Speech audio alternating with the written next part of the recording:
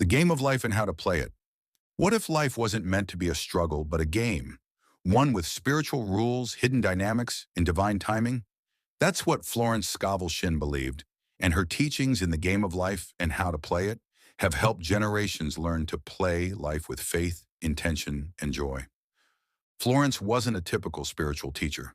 She didn't preach doctrine.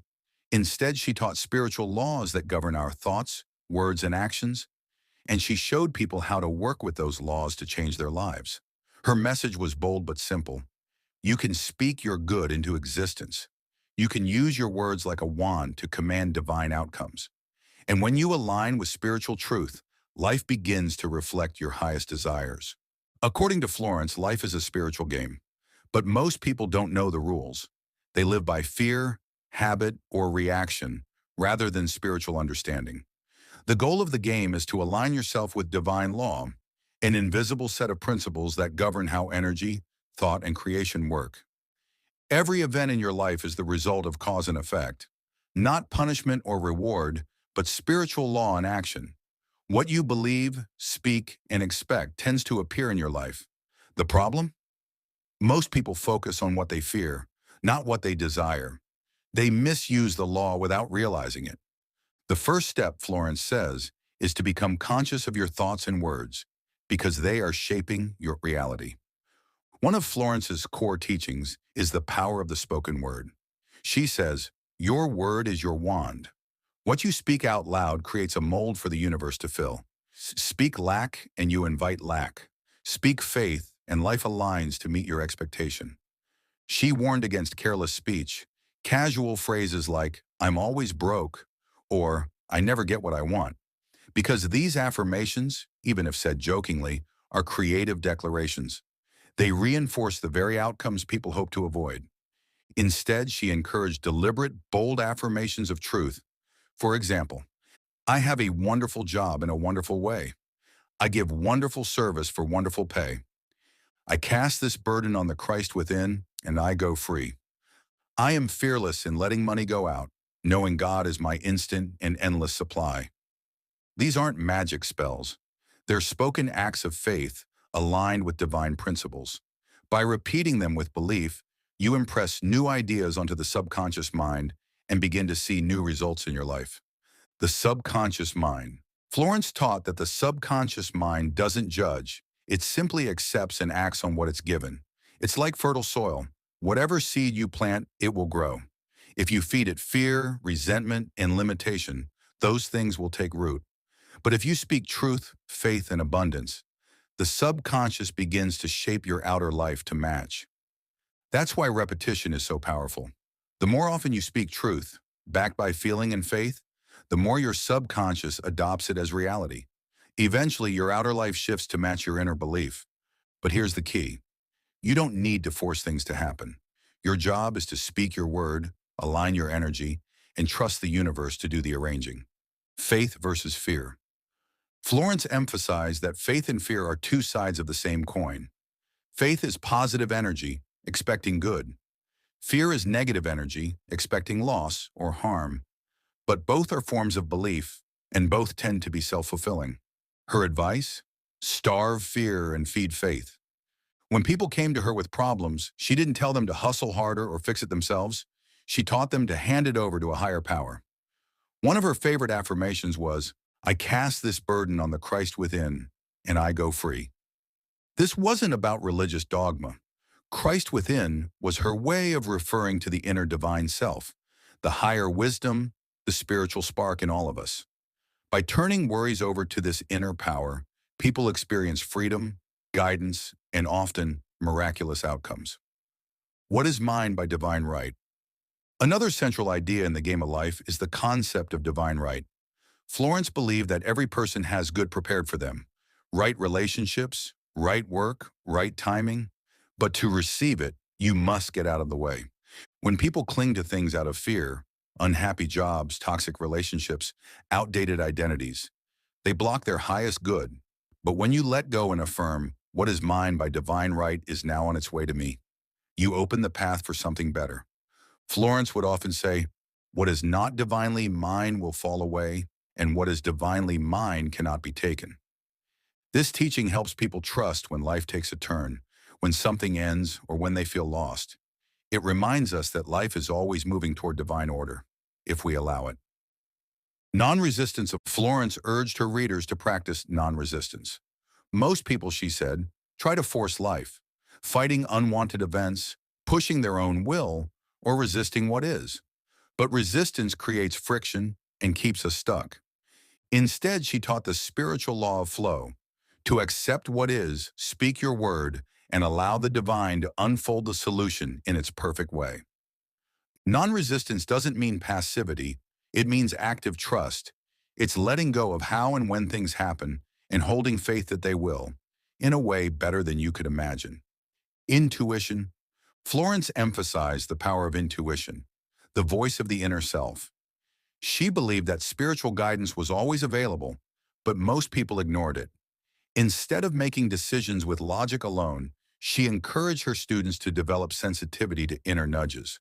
She told stories of people who followed a hunch and were led to their right home, job, or opportunity. Intuition, she said, is the voice of divine intelligence working through you. Trust it. Stories of transformation. Florence didn't just teach theory. She filled her books with real-life stories. She shared examples of people who were sick, broke, heartbroken, or lost, and how they changed their circumstances through spiritual law. There was the woman who needed money, a firm supply, and was unexpectedly paid a debt from years before. Or the man who needed a job and kept affirming, I have a perfect work in a perfect way, until he landed the best opportunity of his life.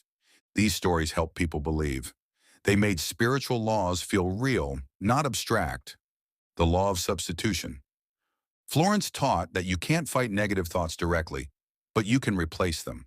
This is the law of substitution. Rather than resisting fear, you speak faith. Instead of obsessing over lack, you declare abundance. For example, if your mind keeps saying, I'll never find love, you substitute with, I am now surrounded with love. Love flows to me freely and joyfully. Over time, the new thought gains power. The law of karma and the law of forgiveness. Florence acknowledged karma, what you send out returns. But she also emphasized that karma can be neutralized through spiritual work, especially forgiveness. She encouraged people to forgive quickly, release resentment, and bless those who had wronged them. Not just for the sake of kindness, but because holding on to bitterness blocks your good. She would say, no one is your enemy but yourself. When you forgive, you release yourself from energetic chains. How to play the game of life. To Florence, playing the game of life meant aligning with spiritual law, trusting in divine timing, and mastering your thoughts and words.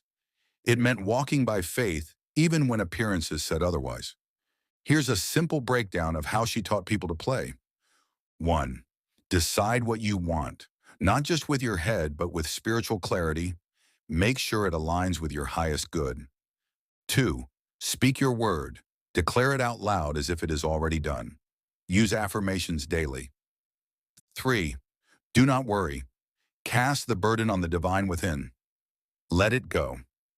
4. Follow intuition. Act when inspired and stay open to unexpected pathways. 5. Give thanks. Live in expectancy and gratitude, knowing your good is coming. 6. Let go of what isn't right for you. Trust that what is truly yours cannot be taken. The game of life and how to play it is not about religion, luck, or rigid rules. It's about awakening to your own spiritual power. Florence Scovel Shinn reminds us that we are not helpless. We are not victims of fate. We are divine beings, able to shape reality through thought, word, and faith. Her wisdom is as relevant now as it was in 1925. In a world where many feel uncertain, her message is a lighthouse. Speak truth, expect good, trust life, and know that what is yours by divine right is already on its way. Florence taught that there is a spiritual path to fulfillment, and it begins with faith, alignment, and the power of our words. She saw life not as a battle to be won, but a divine design waiting to unfold. Each of us, she said, has access to higher guidance and infinite good. But to receive it, we must awaken to the spiritual laws that govern our lives. Success, in her view, is not a reward. It's a natural result of living in harmony with these laws. Her teachings offer a fresh, faith-based approach to personal transformation. They are bold, empowering, and practical, showing us how to open doors to love, purpose, prosperity, and joy. One of her key ideas is that the path to success is not far away. It's already right in front of you. There is a door to your highest good, and it opens when you align your thoughts, words, and actions with spiritual truth. Most people search endlessly for opportunity, hoping to be chosen, seen, or lucky. But Florence flips this mindset. She teaches that you are the one who chooses. You choose with your focus, your faith, your speech. And what you claim spiritually begins to manifest in the visible world. The door is a metaphor for the moment when everything aligns. The right person appears, the opportunity arrives, or the creative idea bursts forth. These doors open more easily when we are in harmony with divine law. Many people carry the burden of feeling late. Too late to change careers, too late to find love, too late to fulfill a dream. Florence swept that fear aside with this powerful truth. There is no lateness in divine mind. What's meant for you cannot miss you. And if something passes you by, it wasn't truly yours. You're never behind when you're aligned with the infinite intelligence that governs all life. What matters is your inner readiness, your willingness to receive. Florence taught her students to stop worrying about the how and when, and instead affirm, everything I need is already on its way in perfect time and sequence. She emphasized the creative power of speech. Every word, she said, is a command. What you speak, you set into motion. If you constantly declare that things are difficult, delayed, or impossible, life begins to mirror those statements. But if you speak with certainty, faith, and clarity, the universe responds in kind. Her affirmations were crisp, direct, and spiritually charged. Examples include, everything I seek is seeking me, and now appears with ease and grace, or I now draw my supply from divine substance. I am rich in ideas, rich in faith, and rich in action. These phrases were not meant to be said mechanically. They were meant to ignite belief. By speaking as if something is already true, you help it become true. This is how we imprint new beliefs onto the subconscious and activate spiritual law. One of her most powerful teachings is the contrast between faith and fear. Florence often said that fear is simply faith turned inside out. Both are forms of belief, but fear focuses on what could go wrong, while faith is the inner knowing that something good is unfolding, even when there's no outer sign of it yet. She encouraged people to become radically aware of their inner dialogue, to interrupt fear with truth, and to speak as if the outcome was already settled in their favor. Her advice was to cast fear out like an unwelcome guest. Replace it with bold statements of trust, such as, I now walk through life fearless, guided, and provided for by infinite intelligence. It's easy to feel envious when others get what we desire. Florence warned that jealousy is a spiritual block. It shuts the door to your own good. She encouraged her students to bless the success of others, even when it stings. Why? Because blessing creates alignment. When you rejoice in someone else's abundance, you declare to the universe, there's enough for all of us, including me. She taught that we live in an infinite supply, and our blessings don't run out. We block them when we believe we must compete, control, or resent. Instead, she said, bless everything you want. Love it into your life. If you're waiting for a dream to come true, Florence would ask, are you prepared to receive it? Spiritual law requires action, not frantic effort, but symbolic, faith-based preparation. If you want love, make space in your life and your heart. If you want a new home, declutter the one you have. If you want success, begin dressing, speaking, and acting in alignment with it now. She taught that preparing the way, physically and energetically, sends a clear message to the universe. I believe, I expect, I am ready. The outer always reflects the inner. As you prepare in small ways, life meets you with bigger opportunities. She also urged people to trust their intuition, those quiet inner nudges that guide us toward right action. Intuition is the voice of divine intelligence within us. While logic can be helpful, she taught that spiritual decisions are made from within. The more we quiet the noise of doubt, the clearer the guidance becomes. She told stories of people who followed a hunch and were led to perfect jobs, healed relationships, or inspired ideas. These weren't coincidences. They were signs that life speaks to us when we listen. One of the most freeing aspects of Florence's work is her insistence that you don't need to figure out how your good will come. That's not your job. Your job is to know what you want, speak it with faith, and then let go, trusting that divine intelligence knows the shortest, most joyful route to deliver it. Trying to control the outcome or micromanage the process only delays things, but surrendering with trust speeds up results. She would remind us that this isn't passivity, it's powerful partnership. It's stepping back so a greater force can step in. She taught that unforgiveness is a block to success. When we hold on to anger, resentment, or guilt, we trap ourselves in low vibration. Forgiveness, on the other hand, lifts us. It frees the energy we need to receive our good. Whether it's forgiving others or forgiving yourself, the act is deeply transformative.